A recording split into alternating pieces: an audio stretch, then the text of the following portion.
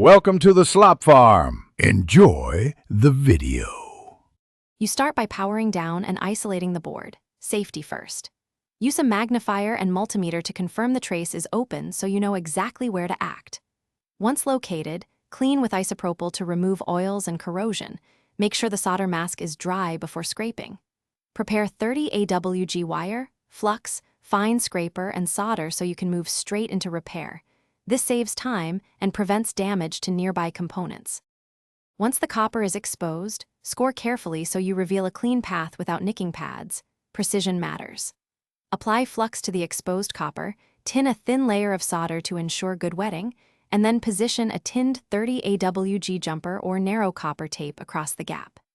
Heat each end just enough to flow solder, don't overheat nearby parts, and confirm the wire lies flat and fully wetted, because a loose joint causes intermittent faults. You finish by trimming excess wire and securing the jumper with a tiny bead of epoxy or silicone to provide strain relief. This prevents future breaks from vibration. Then perform a continuity check and power the board carefully, observing for heat or abnormal behavior so you confirm the repair works. Once verified, coat the repair with solder mask or conformal lacquer to insulate it. If you see intermittent connectivity, reflow the joint and